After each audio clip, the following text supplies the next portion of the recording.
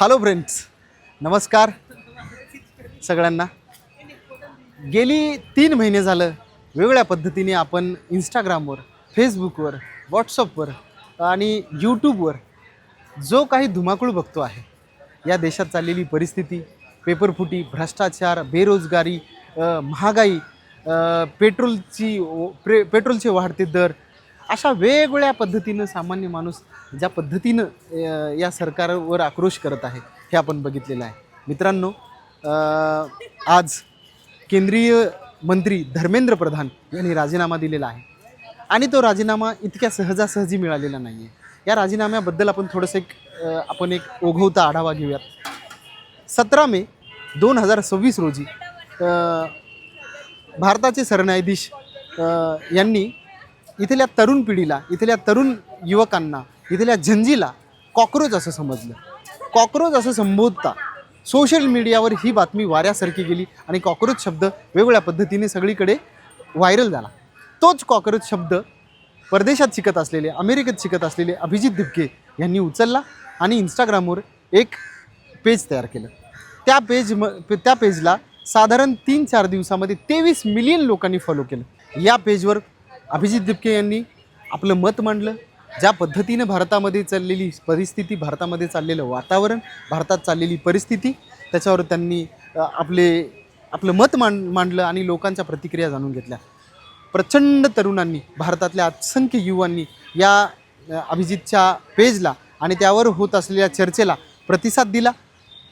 नंतर ही चर्चा वेगवेगळ्या पद्धतीने रंगत गेली. लोक त्याची कारण मीमांसा करत गेले, लोक त्याच्याकडे बघत गेले, लोक त्याचं क्रिटिसिझम करत गेले आणि लोकांनी सांगितलं की 22 मिलियन फॉलोअर्स असलेलं एखादं पेज जेव्हा जमिनीवर येतं, जेव्हा भारतामध्ये रस्त्यावर उतरतं, तेव्हा ही लोक आणि ही जनता तुम्हाला तेवढी जाणवणार नाही. कारण व्हर्च्युअली लोकांना सहज एखाद्या गोष्टीला, एखाद्या मुद्द्याला सपोर्ट करायला छान वाटतं, पण रस्त्यावर यायला लोकांना आवडत नाही.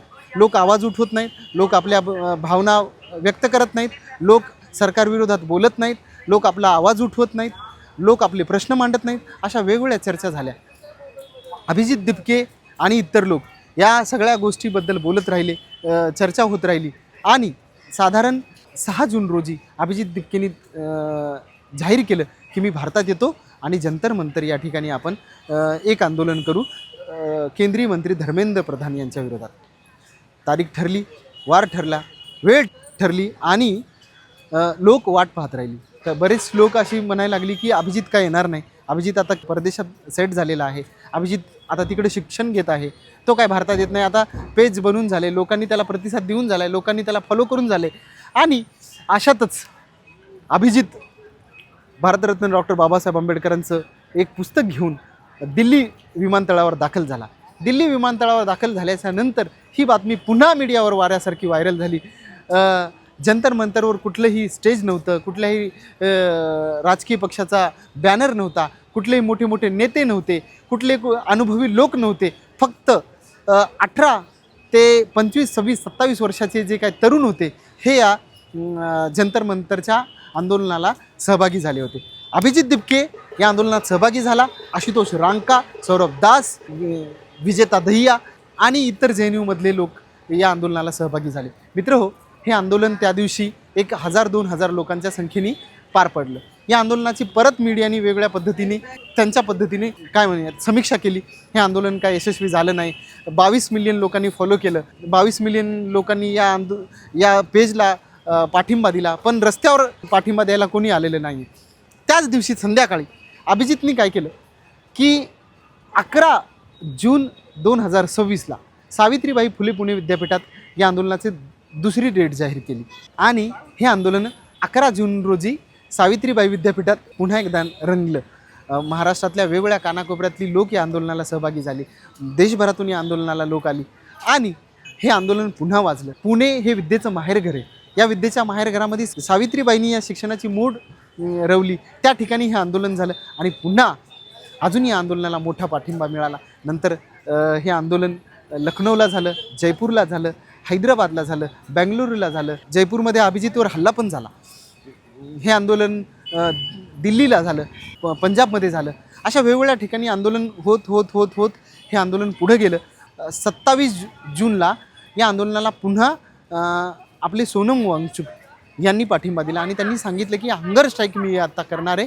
जोपर्यंत धर्मेंद्र प्रधान राजीनामा देत नाही तोपर्यंत मी हे आंदोलन मागे घेणार नाही. सोनम वांगचुक आणि अभिजित दिपके त्यांचे सहकारी हे आंदोलन शांततेच्या मार्गाने जंतर मंतरवर करत होते. नंतर काही काळ गेल्याच्या नंतर एक साधारण 18 जुलैला सोनम वांगचुक सरांचं 27 जून ते 18 जुलैपर्यंत साधारण हे आंदोलन शांततेच्या मार्गाने हंगर स्ट्राईक चालू होतं आणि सरकारने कुठलीही नोटीस न देता, कुठल्याही पद्धतीचं त्यांना सांगोवा न पाठवता, कुठल्याही पद्धतीनं त्यांना नोटीस न देता सोनम वांगचुक यांना जबरदस्तीने घेऊन गेले. सोनम वांगचुक यांना घेऊन गेल्याच्या नंतर भारतातला तरुण, भारतातला युवा, भारतातले सगळे लोक पुन्हा एकदा जोर धरून सरकारच्या विरोधात आपलं मत मांडायला लागले आणि सोनम वांगचुक यांना उचलून नेल्याच्या नंतर या आंदोलनाने परत एक वेगळी दिशा घेतली आणि आंदोलनामध्ये एक जोश भरला. मग शेतकरी, कामगार, कष्टकरी, सिने अभिनेते, तुमचे राजकीय पक्षाचे नेते, विरोधी पक्ष नेते आणि इतर सामान्य नागरिक या अशा अनेक लोकांनी या आंदोलनाला पाठिंबा दिला आणि आंदोलन मोठं होत गेलं. अभिजित दिपके यांनी जाहीर केलं की सोनम वांगचुक सरांना तुम्ही घेऊन गेलात पण आम्ही आंदोलन थांबवणार नाही, हे आम्ही आंदोलन बंद करणार नाही, आम्ही इथं थांबणार नाही. 20 तारखेला आम्ही दिल्लीच्या जंतर मंतरवर मोठ्या पद्धतीने एक मोर्चा काढू आणि ह्या मोर्चा जंतर मंतर ते भारताचं संसद भवन या ठिकाणी शांततेच्या मार्गाने होणार. हे साधारण 20 तारखेला अभिजितनं त्याच्या सोशल मीडिया पेजवर सांगितल्यानंतर भारतभरातून लोक जंतर मंतरवर यायला लागली. भारतभरातून लोकांनी पाठिंबा द्यायला सुरुवात केला आणि साधारण 12च्या सुमारास या आंदोलनात जी तरुण सहभागी झाले, ज्या युवती सहभागी झाल्या, जे विद्यार्थी सहभागी झाले ह्याच्यावर सरकारने लाठीचार्ज केला. या लाठीचार्जामध्ये लोक रक्तबंबाळ झाले, मुलींची कपडे फाडण्यात आली, मुलींवर लाठीचार्ज करण्यात आला आणि पुन्हा देशभरातून या आंदोलनाला सहानुभूती मिळत गेली. या आंदोलनामध्ये वेगवेगळ्या पद्धतीचे लोक, वेगवेगळ्या पद्धतीचे राजकीय नेते, पुढारी, पत्रकार आणि सोशल मीडिया इन्फ्लुएन्सर हे आंदोलन पुन्हा मोठं करत गेलं. 20 तारखेचं आंदोलन भारताच्या इतिहासात सगळ्यात मोठं आणि उल्लेखनीय मानावं लागेल. ज्या लोकांनी या आंदोलनामध्ये आपलं बलिदान दिलं, ज्यांनी पोलिसांच्या लाठ्या खाल्ल्या, ज्यांनी पोलिसांच्या काठ्या खाल्ल्या, ज्यांनी मुलींना त्यांच्या गुप्तांगावर मारण्यात आलं, त्यांची कपडे फाडली, अशा लोकांनी हे पुन्हा आंदोलन अजून जिवंत केलं. साधारण 20 जुलै, 21 जुलै, 22 जुलै, 23 जुलैला नरेंद्र मोदी पंतप्रधान यांना एक रील बनवावी लागली आणि सांगावं लागलं की मी गंभीरतेने विचार करतो, मी गांभीर्यपूर्वक याच्यावर माझ्या मंत्रिमंडळात चर्चा करतो आणि तुम्हाला लवकरात लवकर एक बातमी देतो. आज दिनांक साधारण 25 जुलै रोजी सकाळी 11 वाजता केंद्रीय शिक्षण मंत्री धर्मेंद्र प्रधान यांना झुकावं लागलं, यांना नमावं लागलं आणि या झंझीसमोर आपले हात टेकावे लागले. इवन केंद्रीय मंत्री धर्मेंद्र प्रधान नसून अमित शहा आणि नरेंद्र मोदी यांना झुकावं लागलं, भारतीय जनता पक्षाला झुकावं लागलं आणि या आंदोलनाला एक वाचा फोडण्याचं काम या युवकांनी केलं. धर्मेंद्र प्रधान यांचा राजीनामा घेऊन विद्यार्थी थांबलेले नाहीत. आता वेगवेगळ्या पद्धतीने विद्यार्थी चर्चा करत आहेत की आता राजीनामा फक्त धर्मेंद्र प्रधानचा घेतलेला आहे, आम्ही आता थांबणार नाही, आम्ही आता इथेनॉलमध्ये जो काही घोटाळा झालेला आहे, इथेनॉल बाबत जो देश वेगवेगळ्या पद्धतीनं पेट्रोलच्या समस्येला वैतागलेला आहे ह्याच्यावर आम्ही आवाज उठवणार आहे. ज्या सरकारने इथल्या विद्यार्थ्यांना, इथल्या जनजीला, इथल्या तरुणांना छाती ठोकपणे 56 इंचेचा सीना वाढून सांगितलं होतं की आमच्या पक्षामध्ये, आमच्या सरकारमध्ये कुणाचा राजीनामा होत नाही, तर या जनजी तरुणांनी या सरकारच्या मंत्र्याचा राजीनामा घेऊन दाखवला आणि अमित शहा, नरेंद्र मोदी यांना झुकवण्यास भाग पाडलेला आहे. भारताच्या इतिहासात सगळ्यात मोठी घटना घडलेली आहे मित्रांनो.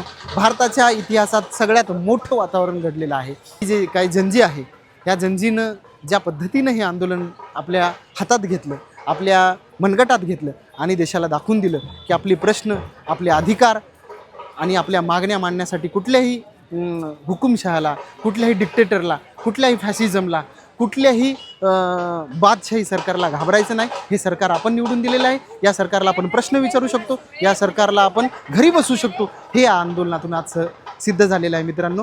याच्या पुढची रणनीती आणि पुढचं वातावरण काय असेल, कॉक्रोच जनता पार्टी, अभिजित भिपके आणि त्यांचे सहकारी आणि भारतात एकंदरीत तरुण कशा पद्धतीने पुढील वाटचाल करते ह्याच्याकडे आपण येऊयात आणि बघूयात पुढे काय होते ते. सगळ्यांना खूप खूप धन्यवाद. या आंदोलनात सहभागी झालेल्या सगळ्या भारतीयांना मानाचा मुजरा.